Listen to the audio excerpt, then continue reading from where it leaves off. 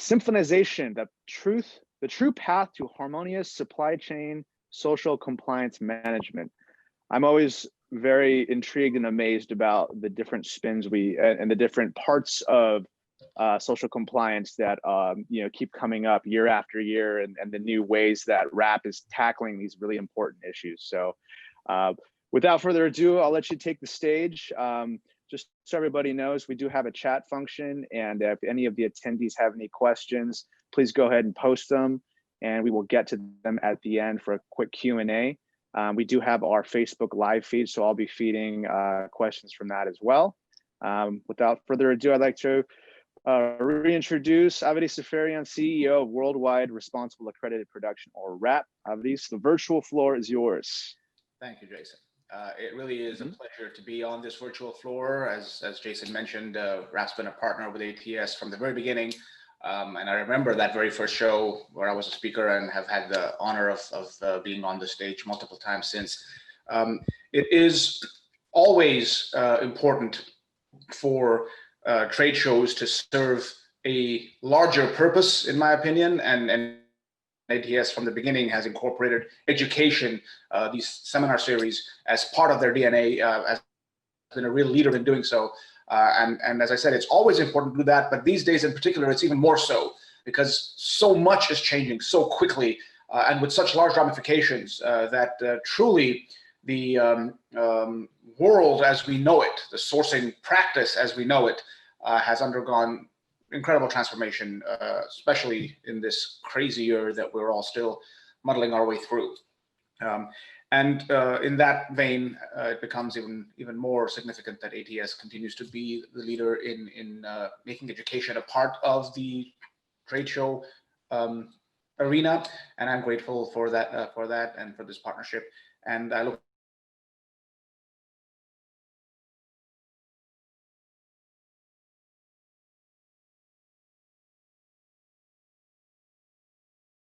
is a quick overview of WRAP, just for those of you who don't know the organization, and then diving straight into introducing this concept of symphonization. It's a made-up word that we came up with, and I'll be telling you a little bit more about it. Of the old paradigm, the old way of supply chain social compliance management, before we move on to talk about the new paradigm that is represented by symphonization. But really, the main thrust of this discussion is on getting there. How do we change that paradigm? How do we move to a better way of doing things in the post-pandemic world? And really, what does this mean in practice? How is getting there to be achieved? And then I intend to save plenty of time for some Q&A after a quick summary and conclusion.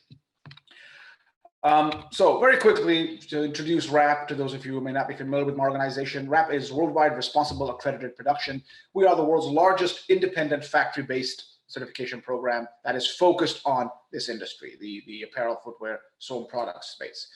There are other players out there that do social compliance certification or social compliance audits. We are unique in that we have made the decision to concentrate on this industry. We don't take all comers. We don't do pharma. We don't do food. We are experts in social compliance when it comes to the sewn products sector. Our scope in terms of industry may be limited, but in terms of geography, it is not. We inspect and certify factories all over the world. The W, as I mentioned earlier, stands for worldwide. The way we describe ourselves is WRAP is an objective nonprofit team of global social compliance experts. That's who we are. What we do is we promote safe, lawful, humane, and ethical manufacturing throughout the world. That's our mission. That's what we do. And how we do it is through certification. That's our primary product. The main thing we do is certify factories. And education. We consider it mission-centric to spread the gospel of compliance, such as it were, which is why, again, it is always a pleasure to have opportunities like this to engage with the industry, with the audience, to talk a little bit about some of these issues. And we believe that's important because although we are a nonprofit, we're an NGO, so to speak, our philosophy is that improving the industry is something to be done by engaging with industry. We're not an activist organization or a lobbying firm or someone that goes out there and engages in sort of name and shame campaigns. Our belief is that industry will understand inherently the importance and the value of the sort of enlightened self-interest that comes with self-regulation and improvement in social compliance. And so we want to work with industry to get there. And so we position ourselves really as the program of choice for industry associations. As I mentioned, we are longtime partners with ATS as a player in this space. Another great example is the Apex trade body for this industry in the US, the AAFA, the American Apparel and Footwear Association. We are AAFA's official CSR, corporate social responsibility partner. We believe, as I said, in engaging with industry to help drive the kinds of improvement that needs to happen for industry's own long-term success. Our program, I won't go into detail here, just to sort of give its superstructure, so to speak, is based on WRAP's 12 principles. They draw, as you can see from these topic headers, from the core ILO, International Labor Organization conventions, which is where all these codes of conduct come from. We have some additional value-added topics we cover as well. We touch upon the environment, and we cover customs compliance and security, which we benchmark to the US Customs and Border Protection's CTPAT program, Customs Trade Partnership Against Terrorism. So you get in a WRAP audit a comprehensive social compliance audit and certification, as well as an audit benchmark against the CTPAT program to give you a security validation as well. I mentioned we are worldwide. The W in WRAP stands for that. Our headquarters are in the US in the DC area, in Arlington, Virginia. We have offices in Hong Kong as well as in Bangladesh, and without physical offices, but in on-the-ground personnel to cover Latin America, in Europe, in India, and key sourcing destinations in Southeast Asia, in Thailand, Vietnam, and Indonesia. So we truly are worldwide, and the vast majority of our staff are out there in Asia, which is where the vast majority of the factories in the WRAP program are located. I mentioned we are the world's largest program in this space. I wanted to throw up some numbers just to back that up. This is our top 10 list for 2019. No surprises there. The rankings sort of mirror the OTEXA data for apparel exporters into the US. We received a little over 3,000 applications last year, all told. And right now, early here in the fourth quarter of the year, there are a touch over 2,700 factories employing a little more than 2.7 million workers in 43 countries currently certified, if memory serves correctly when I checked this morning. All right, that's enough about WRAP. I'm really not here to pitch my organization, although I'm not going to waste a captive audience and the opportunity to talk a little bit about WRAP. I'm here to talk to you about Symphonization. The last time I spoke at ATS back in May had been the teaser for a launch we were about to go into at WRAP of this concept of Symphonization. We published a white paper in June 2020, a couple of weeks after that last presentation, and it was called Symphonization, the True Path to Harmonious Supply Chain Social Compliance Management, the topic of this webinar. And the idea therein, the sort of theme is that this pandemic that we are all really suffering as a result of, and we're kind of working our way through, does have a silver lining that comes with the dark cloud that is COVID-19. And that is this opportunity it presents us as a supply chain, as an industry, to reset our mentality, our thinking when it comes to the prevailing paradigm for supply chain social compliance management. And that resetting is going to involve a move away from the proprietary programs that brands and retailers currently impose upon their factory bases to an approach that involves a handful of specialized, professional, independent organizations like WRAP that provide a menu of options for the supply chain as a whole. That's the rethink, that's the shift in paradigm that we're proposing and that we're calling Symphonization. And I'll explain why we chose that term in a minute. But before we get to that, let's look back for a second and get a better handle on the old paradigm, the old way of doing things, the way that we submit has not succeeded in achieving what we're trying to achieve with it. Really, social compliance as a concept is not particularly old, 25 to 30 years old, depending on who you ask, typically maybe even 20, 25 years. It kind of traces its origins to the mid-1990s and to a series of exposés that activist NGOs really showed the world through hidden camera work and other campaigns that there are, unfortunately, a certain amount of sweatshops that are tainting the apparel supply chain, which by then had really moved away from brands and retailers making product in owned and operated facilities to a fully outsourced model. And that shock that resulted in the establishment of social compliance, unfortunately, resulted in the industry getting off on the wrong foot. Because of the negative reputational impact and the need for brands and retailers to be seen as acting quickly and deliberately, the programs that were created were set up in an us versus them environment with buyers and manufacturers, the two ends of that supply chain, seeing each other through an adversarial lens. The idea was that responsible sourcing codes of conduct, the rules, were created at the brand level, the buyer level, and pushed focused down onto the manufacturers. A bit of a one-way directional move.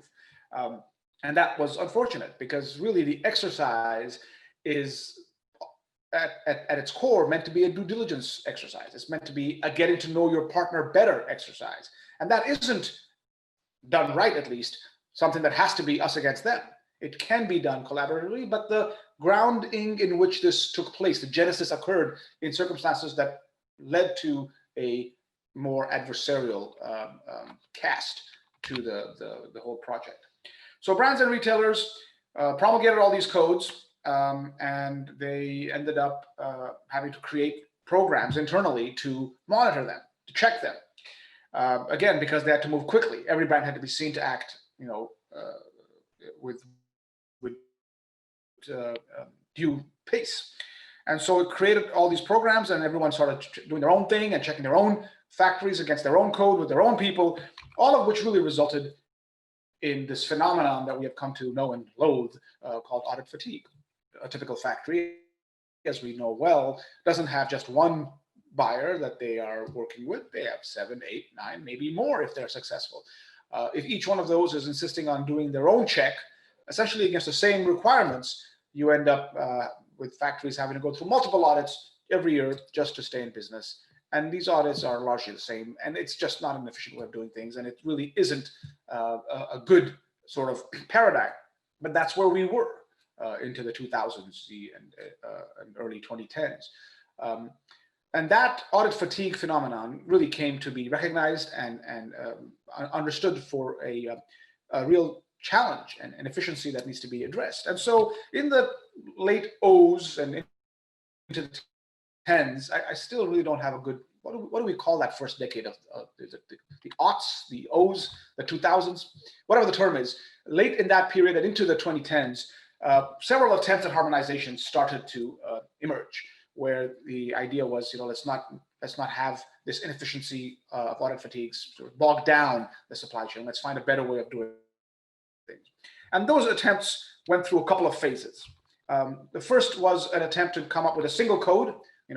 Everybody simply accept the same set of standards, so the audits are all against the same exact code, and you don't have to repeat them. And those failed.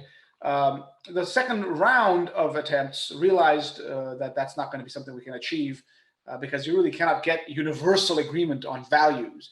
So they said, all right, let's not try that. Let's try to come up with a universal mechanism. Can we have some equivalency benchmarking that can be done so that the values might differ, but as long as we're collecting the data in a uniform way, perhaps we can reduce the number of audits needed to get the data, upon which we will then layer on our own value judgments. And those all failed as well. All these attempts have failed for a very simple reason, because they insisted on finding a single solution. And that simply does not work because, first of all, one size does not fit all, right? This industry, better than any, understands the importance of sizing. But secondly, different players in the supply chain are at different places in terms of their engagement with, their resources available, their ability to handle, what extent of the social compliance spectrum are they going to focus their attention on? You cannot impose a single way of doing things on organizations that are not similarly situated. Okay, there is no way to make that work. In this world, we know the old adage about there's more than one way to skin a cat, or, to put it in apparel terms, there's more than one way to knit a sweater. right?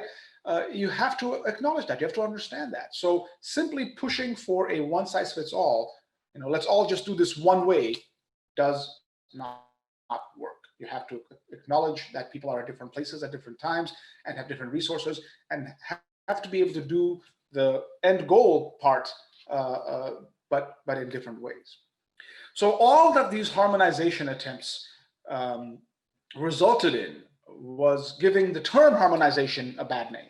It became a loaded term. It became sort of a metaphor for failed attempts, and it has come to carry a lot of baggage with it. So the underlying goal of having a more harmonious supply chain, a more efficient supply chain, is certainly a noble one, right?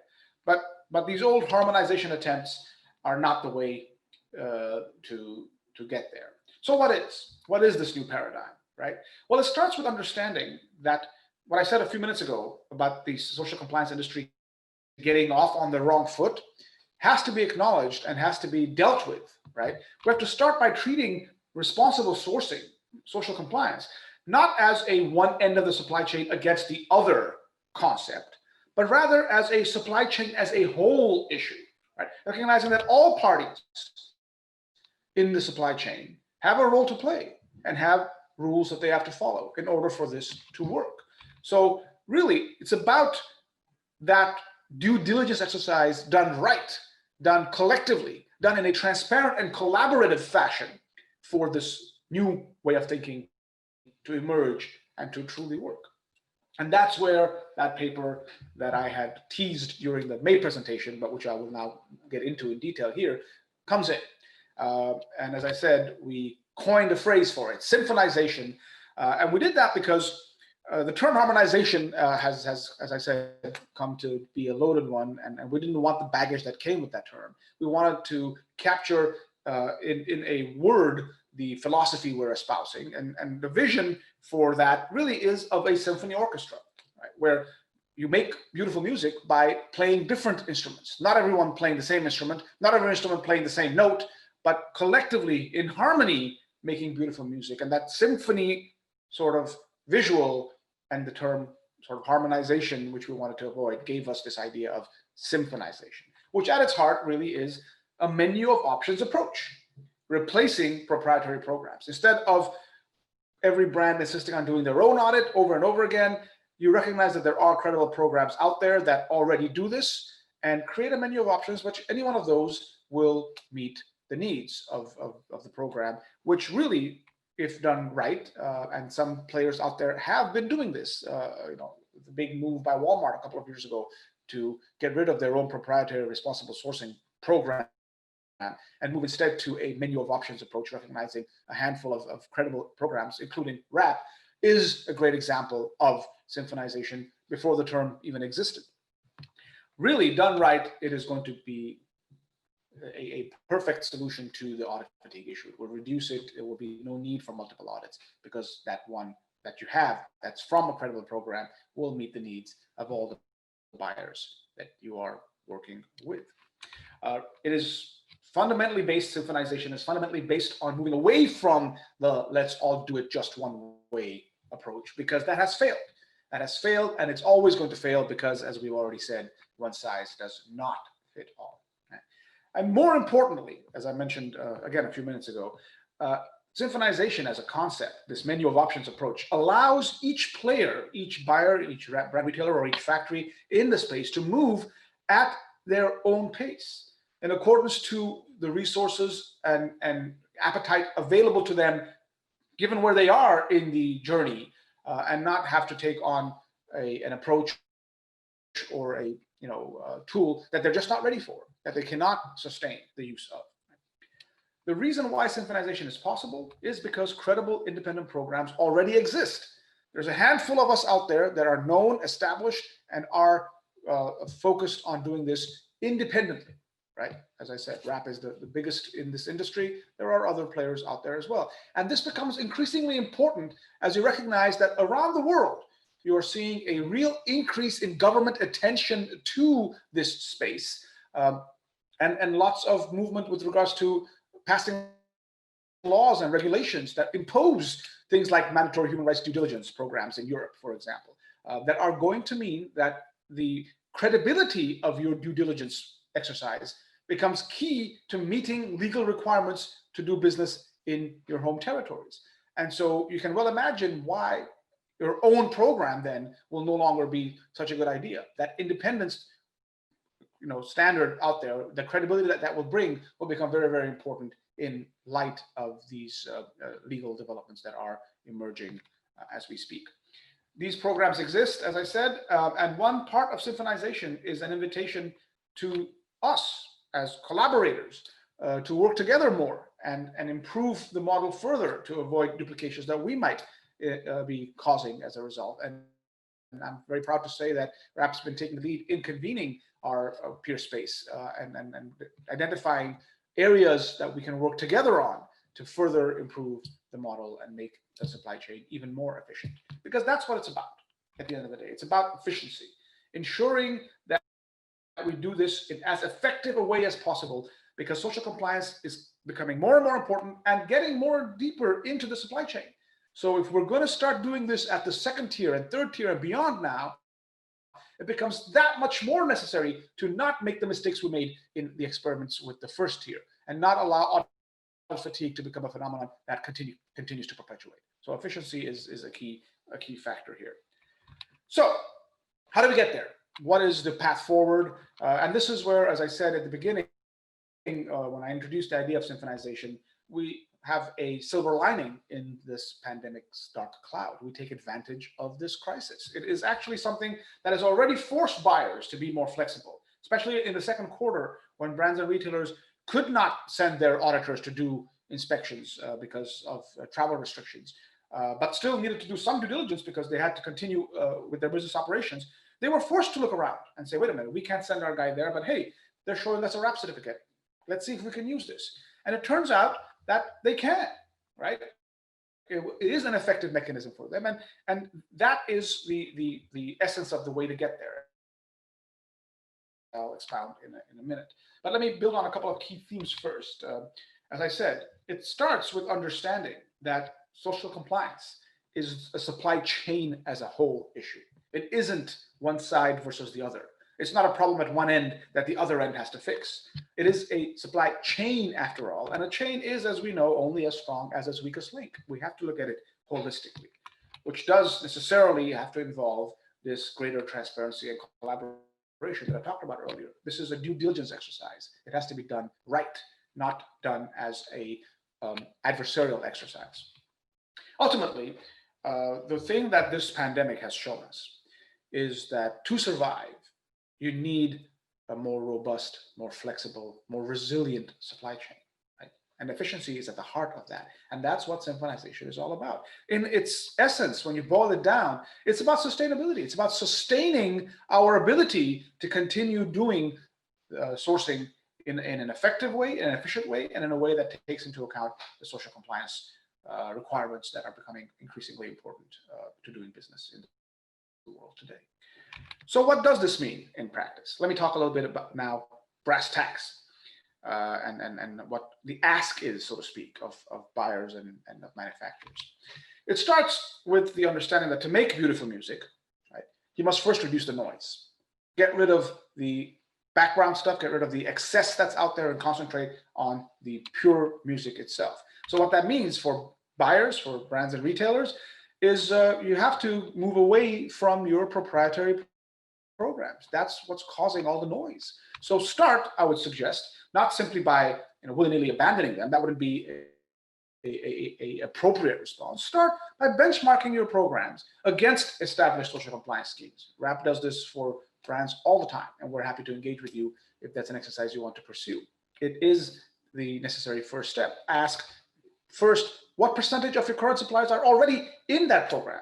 More often than not, in fact, in every one of our engagements, we have found that a proprietary program, actually does have factories that we've already certified. It wasn't for that program, right? It was some other brand that was seeking certification from WRAP, but it does first speak to the interconnectivity of the supply chain, and secondly, to the point that you already have a solution. You don't need to do your audit in this particular facility. So start by getting that sense of overlap, and then dive into whether the performance results match your expectations, right? That's important. You have to give yourself that comfort level that we are going to get from this independent program results that are consistent with the results we found, so that you can rely on it. And you will find, I'm confident, that this is a positive outcome that awaits you at the end of this experiment. But you have to do it. You have to make sure you get that sort of satisfaction that this is a credible program, and then really look at what you're going to bring to the table from an efficiency perspective. Look at how the cost of running your proprietary program, weighs against the savings you can achieve through symphonization for yourself and for your supply chain partners. That's the key. You have to think holistically, and this is the kind of thinking and exercise that Walmart did, for example, and came to the conclusion that the menu of options approach, that is symphonization as we describe it, is the way forward. And that's what made them make that move a couple of years ago, which has been a real success in terms of reducing costs for them and audit fatigue within their own supply chain. For the manufacturers out there, and you're probably the majority of the audience here, right? This is something that you're not going to simply be a spectator for, right? You should be pushing back against buyers who continue to insist on their own proprietary programs. I understand that you feel there is a power imbalance there, and at the end of the day, you might not be able to necessarily get your way, but it is important that you make an attempt, push back, show your WRAP certificate to them, and say, you don't need that. Here, this meets all your needs, right? Point them to us if you want, and we'll be happy to help with the education process that we described in the first part of the slide. It is a joint effort. It is something that has to be owned by the supply chain as a whole. All right, then what kind of music will you make is the question, right? You're seeing a theme here, I'm sure. It's all about scaling. And again, another pun there for you. Where are you on the social compliance journey? Is a question you have to answer. And that's going to determine the scale, not in the C, D, E, F, G sense, but in the size sense of what kind of music you're going to make. Are you going to want to have a string quartet playing, which is a basic sort of starting point? You're going to focus on social compliance at your key suppliers because you're new to the space, you're a startup brand, or you're just getting into compliance as a real exercise organizationally. You want to ensure that your first tier of your factories are safe and treat workers lawfully, and you have a secure and well-mapped first tier. That's your string quartet, so to speak, right? Maybe you're beyond that. Maybe you're now at the point where you are putting together a chamber orchestra, right? You have been in the space enough, and you've gotten a handle on that first tier. You've understood social compliance at its basic requirements. You're now moving on to extending compliance to all tier 1 and key tier 2, tier 3 suppliers. You're moving further upstream as your compliance acumen increases, right? You're extending coverage to licensees. You're basically expanding the scope of that social compliance coverage as in a chamber orchestra fashion. Some of you may be already beyond that. There are brands and retailers out there that have been doing this from the beginning and truly have an evolved and sort of engaged compliance philosophy. And they are the ones that are creating symphony orchestras, right?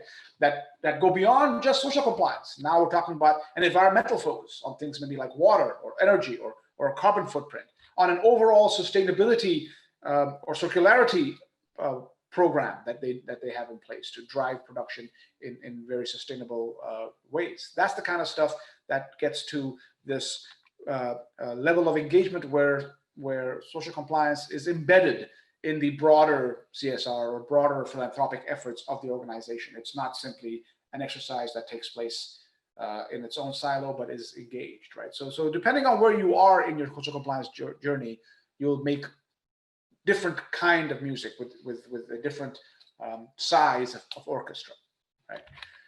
Whatever it is you're assembling when it comes to orchestras or Avengers for that matter, for comic book fans out there, the key point to make is that no single scheme is going to be able to play all the instruments in your orchestra. That's why this menu of options is important. One size fits all cannot work because one size cannot answer all the questions, right?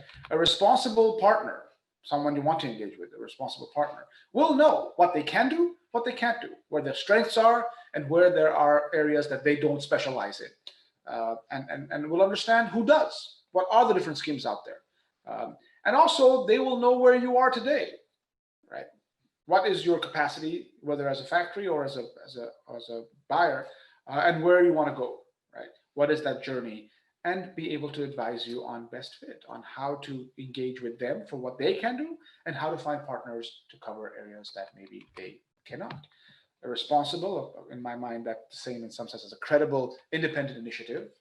Obviously, I would include WRAP in here. Will encourage you to accept the program players, right? The whole idea that we're talking about is to improve the efficiency of the system, discourage any insistence on duplicative measures, right?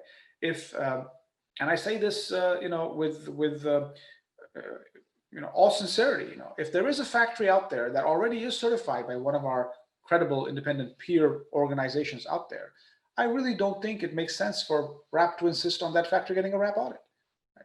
Just as if a factory does have a WRAP certificate, then a buyer should not be telling that factory to do something else, their own proprietary program or another program for that matter. Right? This is about efficiency. This is about making sure that we're all doing things as effectively as possible. Right? So if you do, for example, want to use WRAP as a partner initiative, right? The way we would expect that to work is that it would be focused on social compliance in its own product sector, right? So for one thing, we would tell you is if you're looking to have WRAP do audits in food, for example, if you're maybe a retailer, then we're probably not your partner. We can tell you who might help there, but we're not going to be the ones to do that. Our focus is on social compliance in this own product sector, which is why we are the partner of choice for this industry, right? We can scale across the supply chain on social compliance. We can do tier 2, tier 3, and beyond, right? That part is scalable. We can also scale to accessories and things in the immediate sort of congruity of your production, your supply chain, right? But if you want to go to other areas, if you really are at that point now where you're putting together that symphony orchestra, then we will be the ones with you to tell you for environment, deeper dive, beyond the basic stuff that we cover. Here's a partner that we would suggest you look at. If you want to look at other industries, or if you want to look at other elements, if you want carbon life cycle analysis and the stuff, here are the instruments that will enhance your orchestra. This is the menu of options for you, right? That's the vision here, folks. This assembly of instruments that are played by a credible independent program that together has this beautiful, sustainable, efficient paradigm for supply chain social compliance management. So let me summarize before concluding and opening it up for questions. The old way of doing things, the way that has not worked, that began with buyers and manufacturers seeing each other as adversaries, that impose rules from the top down, one side against the other, is what we want to move away from, right? We want to move away from brands and retailers using proprietary social compliance programs, because all that did was create audit fatigue. Right?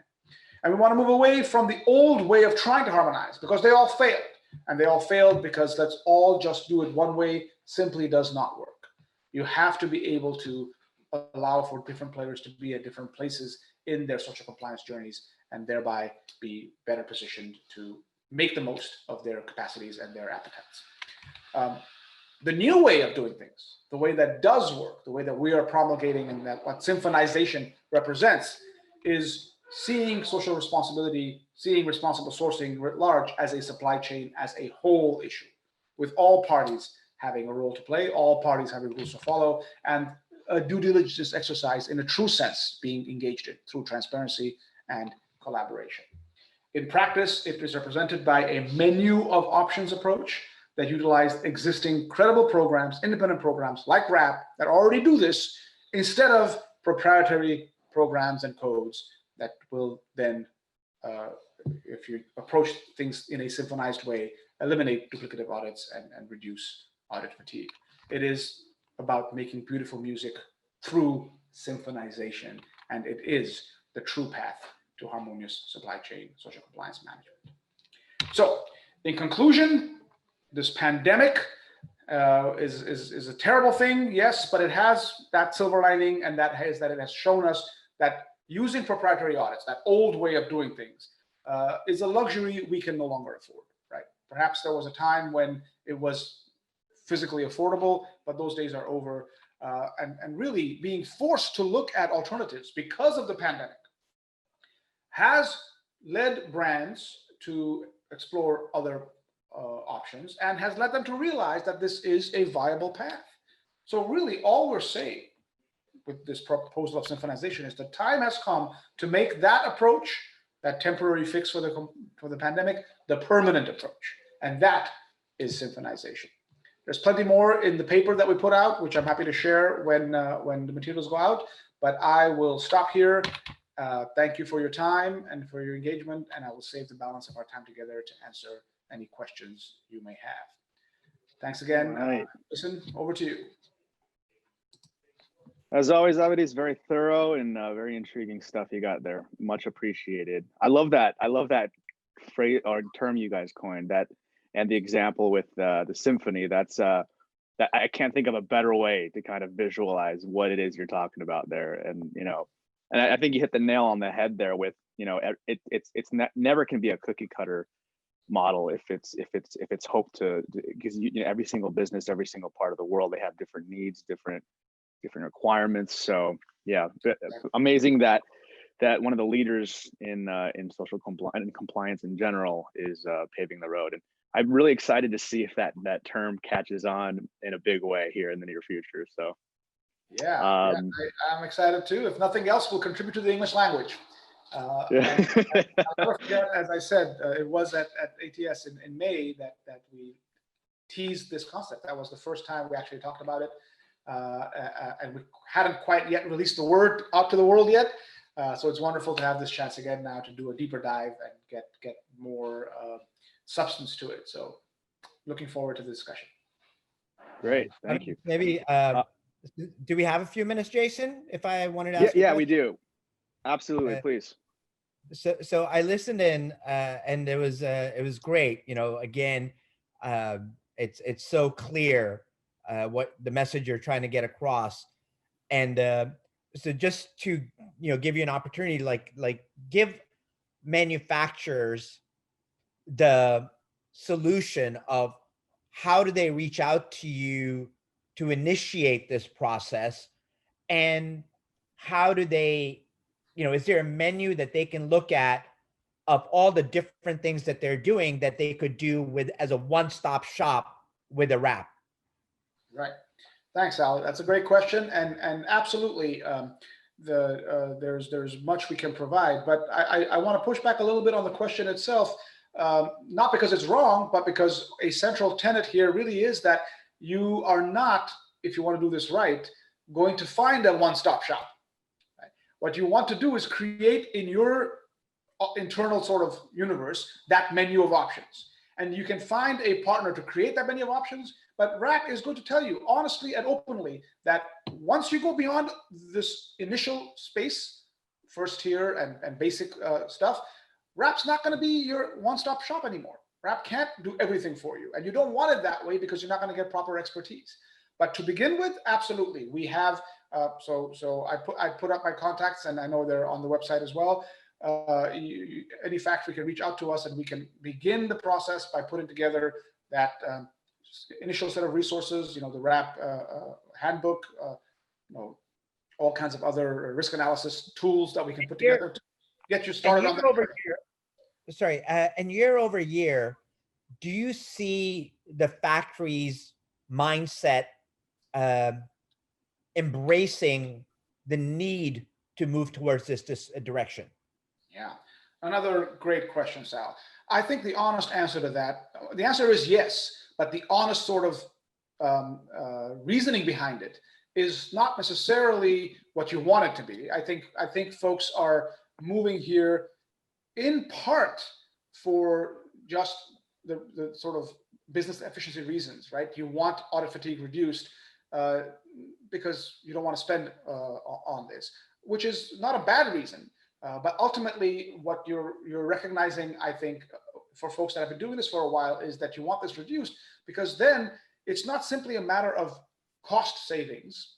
It's a matter of recognizing that this is an investment, right? That's the mentality shift that we really want to make happen, right? If you're seeing social audits just as a cost, then as with anything else in life, all you're thinking about is reducing that cost, right? Natural, rational reaction. But if you evolve to where you want to get to and see it as an investment, then you don't look at the cost in abstract. You look at that cost and measure it against the return you're going to get for it, right? And so sometimes you're willing to spend even more because you're going to get more in return, right? If you get to that mentality, and factories are getting there. Yeah. In part, helped by people like you, Sal, who make them understand the value of that, right? We're getting there. So the answer is yes, we're seeing that shift. Some shift still for the reduced cost reason, but more and more the shift is for it's a good investment reason. Yeah, it's a, when I'm having that conversation with factories, we're discussing with factories how to create a brand and how to go direct to consumers. Right. And in that scenario, we have to push back and say that today's consumer is very conscious about the sustainability factor, ethical practices, the environmental footprint that the factory has. And what is the factory doing before they go to the consumer and these things come out that they don't have these practices in place? My last question, Avedis, would be, is there, can you point to a region that say, can Bangladesh look at India? Or can India look at Turkey? Can Turkey look at India on if any of these countries are doing it better than the other for one, or are ahead of the curve, that they can look at their counterparts and look at some of the best practices they might be implementing? Yeah, another great question, Sal. I think there are best practices. It's probably hard to point to a single region and say they've got it all figured out, but there are learnings to be had from each, in fact, from every one of those regions that you pointed out, where you can find great examples of good practices in the social compliance space. Bangladesh is probably a great place to look at for building safety and structural and fire safety learnings and the way to do it, right? I mean, they learned that the hard way through a terrible tragedy. But again, the silver lining that came from that was this incredible program they have in place now, where physically speaking, some of the safest factories in the world, from a structural integrity, fire and electrical integrity, are to be found there. You can learn plenty over there.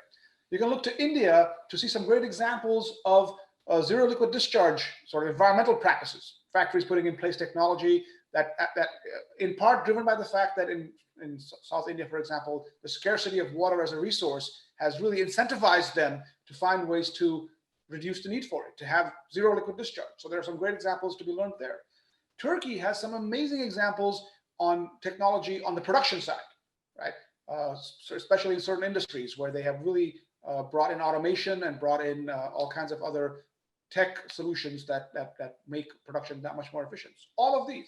You can look at Sri Lanka, for example, to get a sense of the overall approach to social compliance as a business benefit, right? You look at the MASs and the Hidden Rahmanis and the Brandixes of the world and the competition they've created amongst themselves, basically, to have this upward virtuous spiral of good practices for their workers and the benefits they've reaped in terms of much reduced worker turnover rates and consequences of that has on the bottom line. So, and I can give you many more examples, but the idea and the central theme to that question is there is much to be learned by looking around and carving out best practices in these spaces. And again, this is something that WRAP could be a partner with, right? You might not be in any one of these places, but we have factories all over. We've seen these best practices, and we can help sort of give you guidance, give you lessons on where it is that you would look to if that's the area that you want to get improvement in. So. Well, thanks from my end. This is a wealth of information, and always enjoy hearing you give us an update on what WRAP's doing. A real pleasure, Sal. Great seeing you. I'm looking forward to getting together in real time, in the real world, in the not too distant future. Soon. I do enjoy seeing everybody in person as well. So hopefully we can resume normal operations next year.